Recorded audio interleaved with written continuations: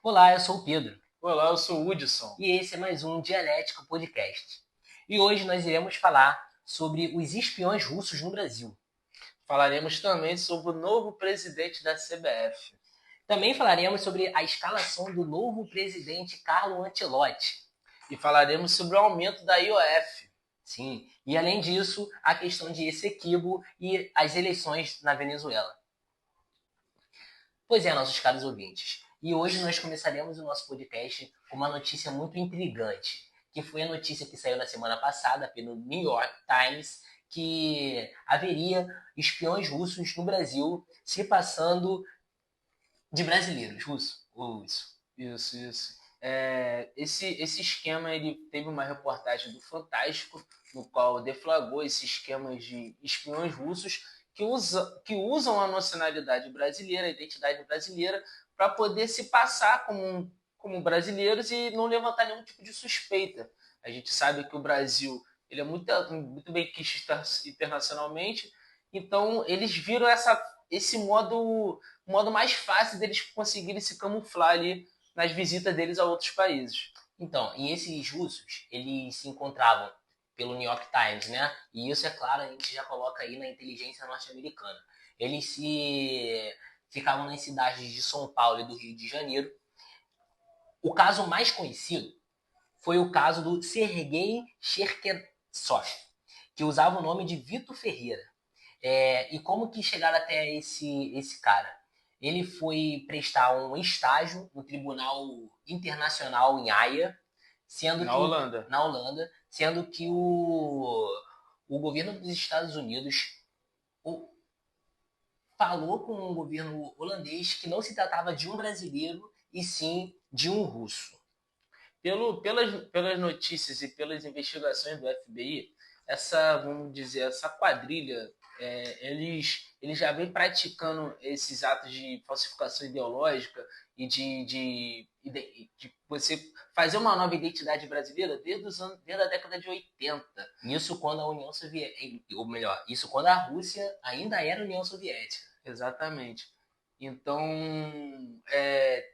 isso já é uma coisa pelo que eu vi também, já é de família, inclusive já puxaram até famílias, mães de espiões, inclusive, aí depois o próprio filho, como a mãe ela conseguiu a identidade brasileira, o filho conseguiu, através da mãe, a identidade brasileira também, o filho espião também. Eu só queria relatar que esse caso ainda está em investigação Uhum. e que esse russo ele se encontra dentro de um presídio federal por uma ordem do STF. Houve um caso que ele pediu para ficar na solitária porque os integrantes de certa facção criminosa brasileira teria descoberto essa situação e teria pedido favores a esse espião, suposto espião, né? Porque até então a gente ainda não tem a certeza. A Rússia, por sua vez, pediu a extradição, falando que essa pessoa estaria sendo investigada na Rússia como tráfico de drogas. Essa pessoa seria esse Vitor. O Vitor, Suposto que na Vitor Ferreira. verdade se chama Sergei Cherkensov. E só para relatar também que teve mais pessoas sendo investigadas. Só que a única pessoa que tá preso é esse Vitor, Sim. né? Porque as outras pessoas elas simplesmente sumiram. Haviam mais 8 russos. Isso, inclusive mulheres também envolvidas. Sim. Inclusive, uma dessas pessoas, o último relato dela foi na Zâmbia.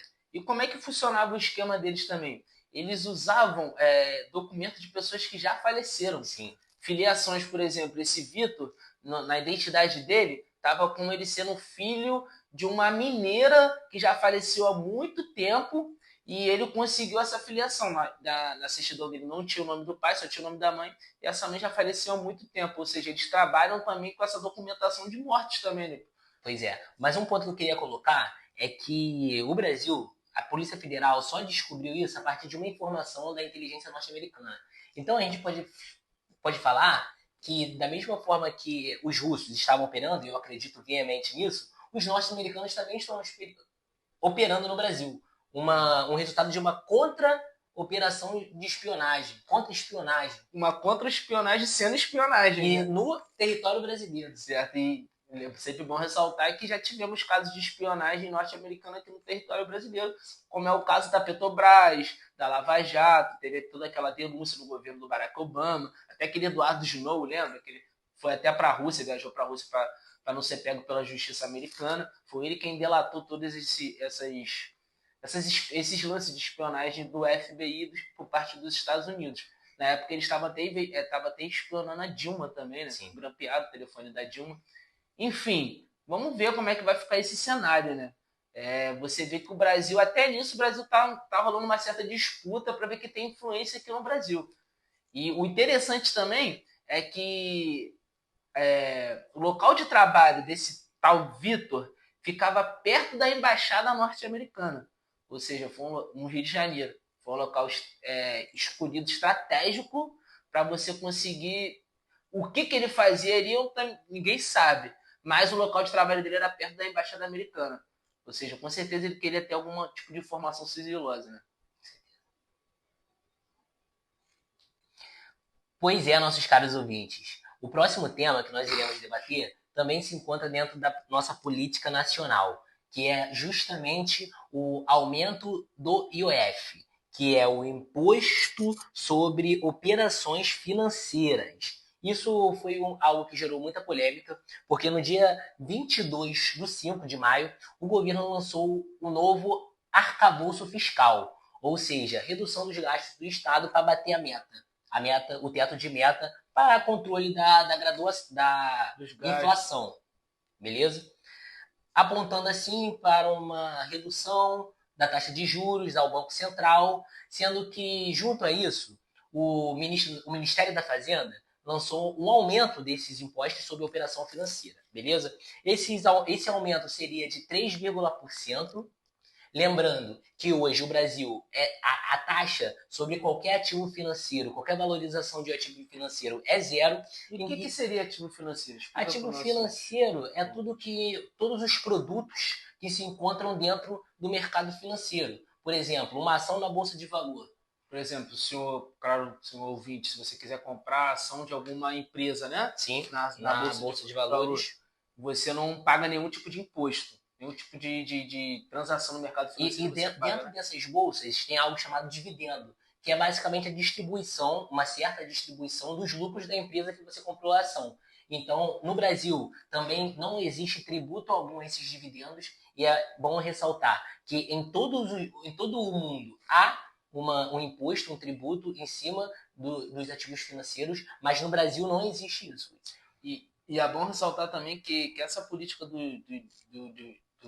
dividendo e dos rentistas é uma coisa que já vem sendo muito estudada pela economia, porque diversas políticas públicas nossas que eram para ser pautadas, elas deixaram de ser pautadas porque o governo precisava pagar esses investidores, digamos assim, esses rentistas. A grande taxa de juros no Brasil é uma consequência dessa financiarização da economia. Porque o que acontece? O maior gasto do Brasil, assim, um dos maiores gastos do Brasil é para pagamento desses dividendos. Um dinheiro que a gente poderia estar investindo na nossa política, na nossa estrutura social, estrutura do Brasil também em si, a gente deixa de pegar essa estrutura para pagar esses dividendos a essas pessoas que trabalham no mercado financeiro e que não pagam nenhum tipo de imposto sobre esse valor. Mas, Uds, ainda fica pior. Por quê? Porque quando a gente fala que o governo estava propondo a tributação em cima dos ativos financeiros, não era de todos os ativos financeiros.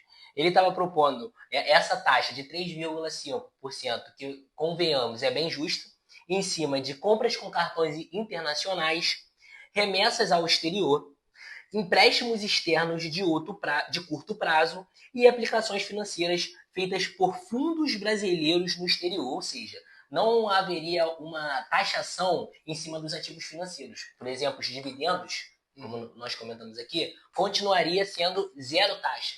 O que haveria de taxação seria mais para essa relação do capital nacional com o capital externo.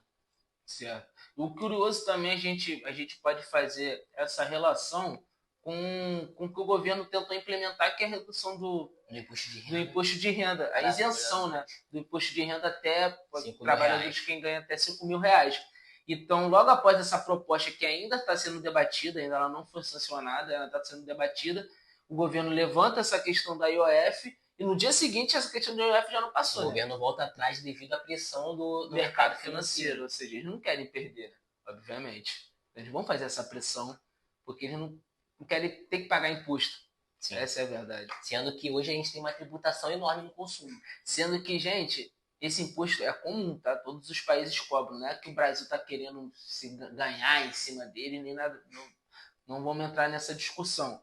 Esse imposto é cobrado em todos os países e é uma coisa que só no Brasil que não é cobrado. É 0%, né, a alíquota. O que acontece é uma total desregulamentação do nosso mercado financeiro. Tipo, o Brasil não tem um controle do mercado financeiro. Né? Sim. E partindo para a nossa próxima notícia, temos a eleição do Samir Chawad. Samir Chawad. Chawad, isso aí. E quem era o Samir Chawad? Então, eleição para onde? Para presidente da CBF. Lembrando que o Edinaldo ele foi disposto, né, do cargo pelo TJ do Rio de Janeiro e agora quem assumiu foi o Samir. Aí eu fiz a minha pesquisa e falei, pô, quem é o Samir? Vamos pesquisar o histórico familiar dele. O Samir ele é filho do Zeca Chawad, que é o que está à frente da presidência da Federação de Futebol da Roraima há mais de 40 anos, ou seja, o pai dele meio que manda no futebol de Roraima e ele estava ali como vice-presidente, ele assumiria esse cargo em 2026, sendo que agora como ele foi para a CBF, ele não vai mais assumir.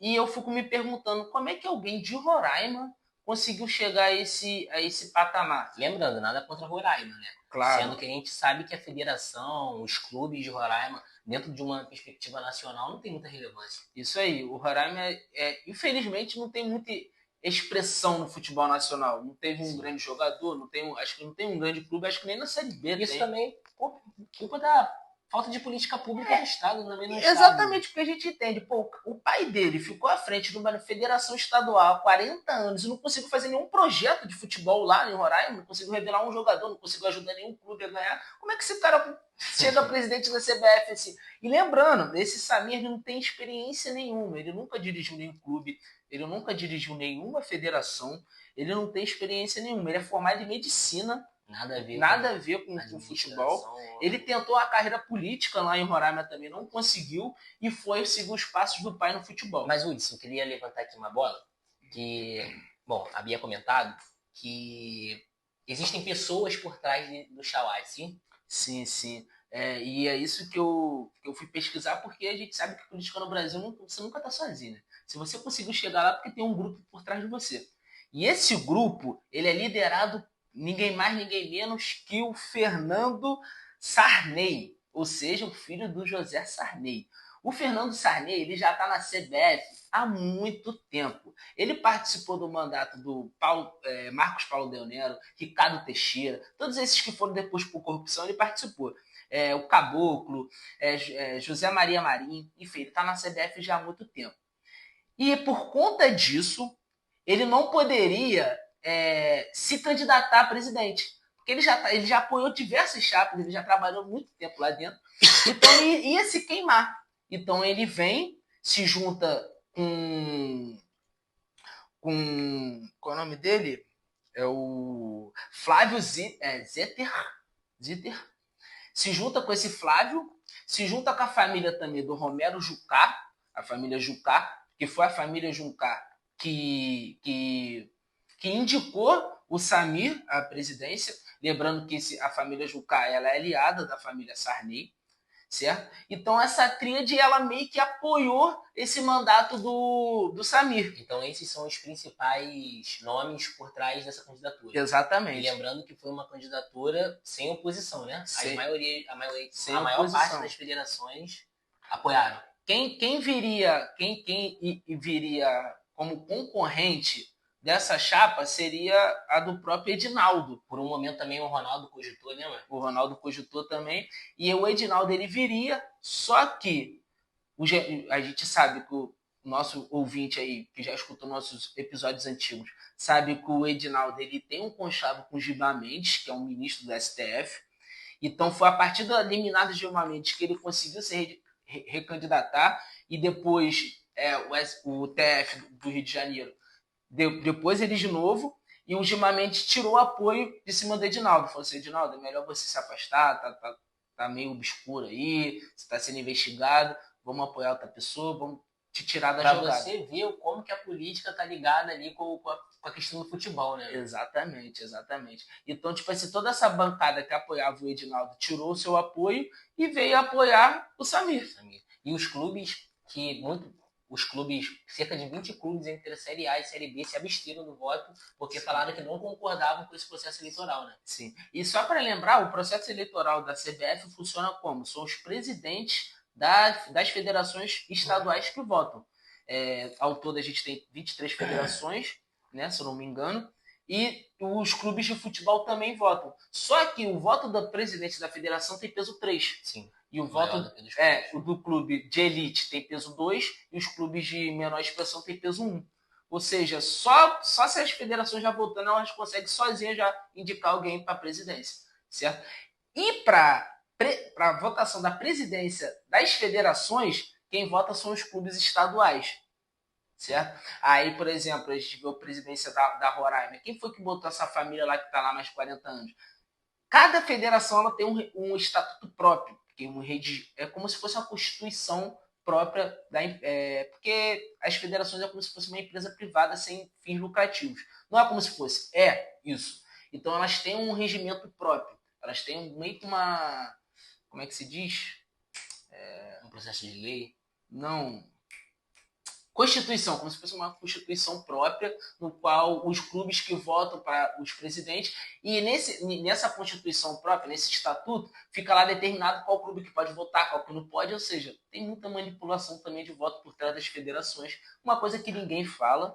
Por exemplo, essa família já está no poder há mais de 40 anos no futebol de Roraima, nunca fez nada, nunca teve um grande projeto, enfim, a mídia nunca aborda isso, e a gente fica aqui, né, tratando um futebol que é um bem comum, de uma forma capitalista, né? De uma forma totalmente voltada para o mercado só para dar dinheiro para essas pessoas aí.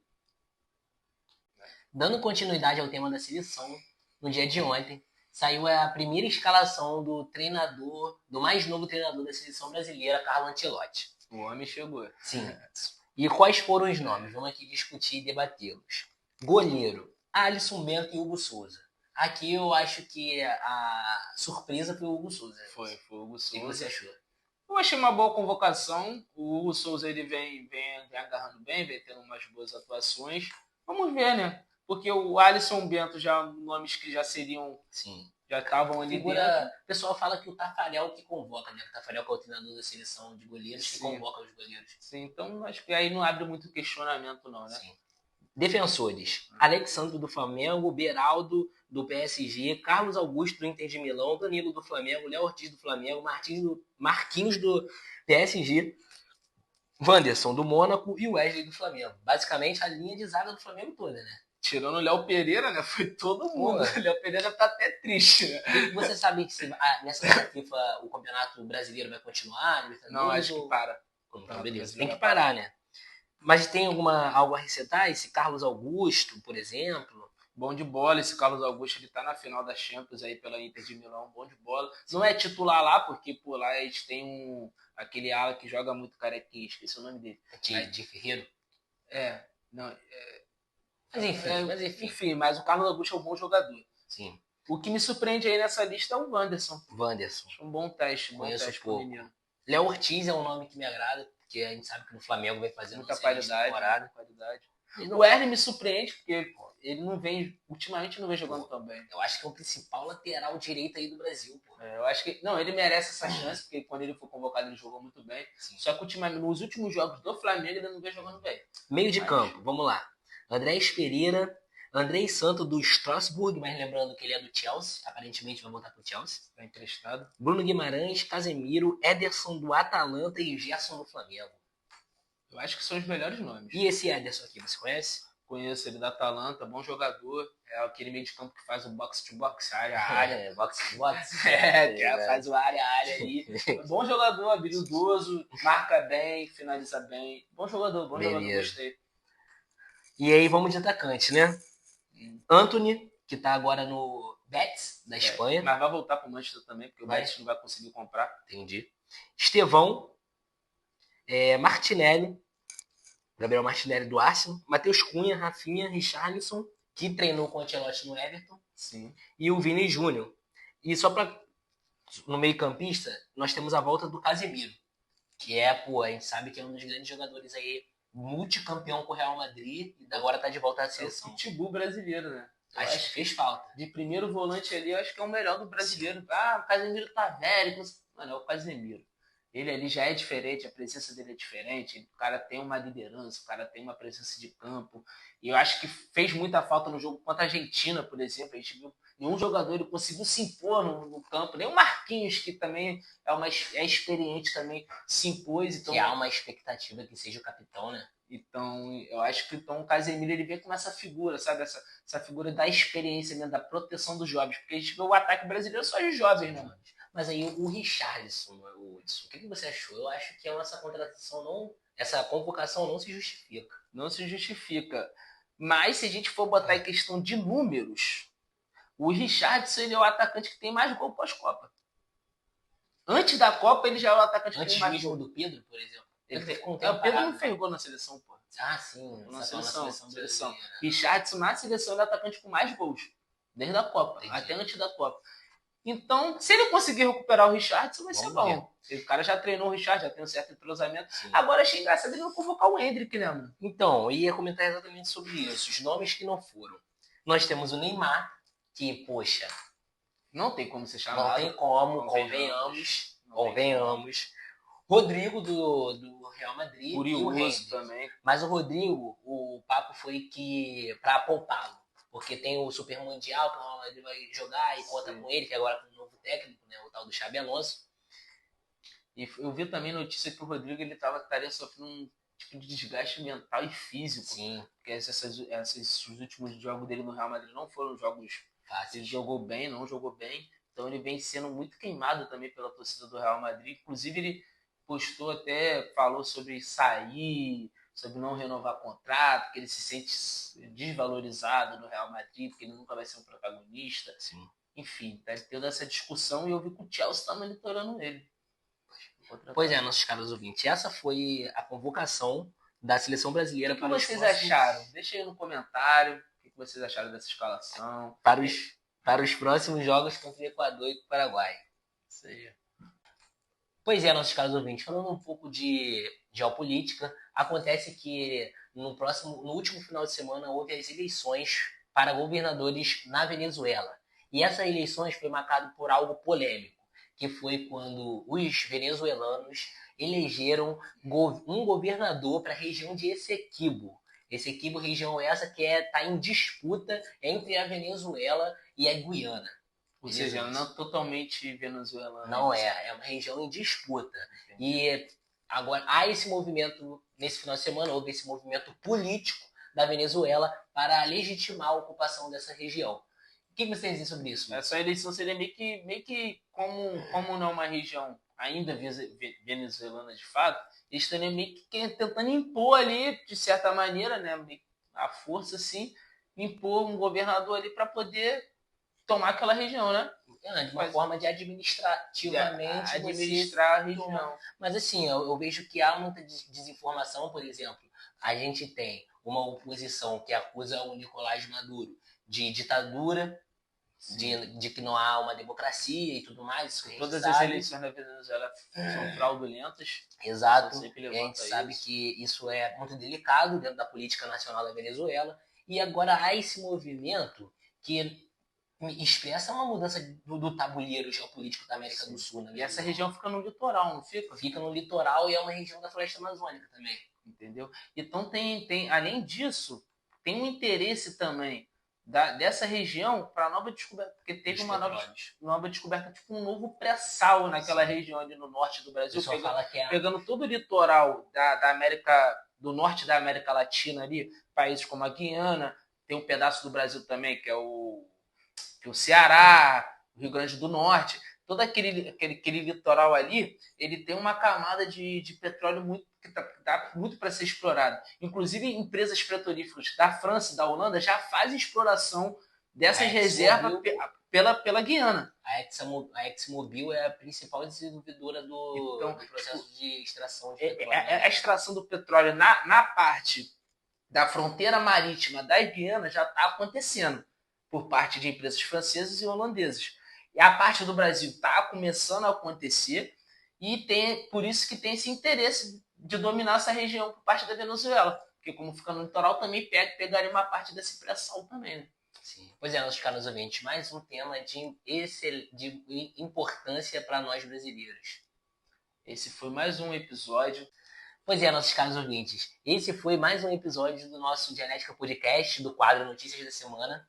Só notícia quente, só notícia válida. Se você gostou, deixa o like, comenta aí embaixo. Se você quer trazer novos temas pra gente, quer indicar temas também, pode entrar em contato através do nosso e-mail. Pode deixar os comentários no YouTube também, que a gente está lendo todos os comentários. E para você que gosta do nosso conteúdo e quer apoiar, isso, tem o Pix, exatamente, estará na descrição desse vídeo. Isso aí. Não nos deixe de seguir nas redes sociais. E a gente vai vir com quadros novos, a gente está com novos conteúdos aí e tem tudo para alavancar, tudo para dar certo. Se inscreve aí no canal, galera. Obrigado pelo apoio, galera.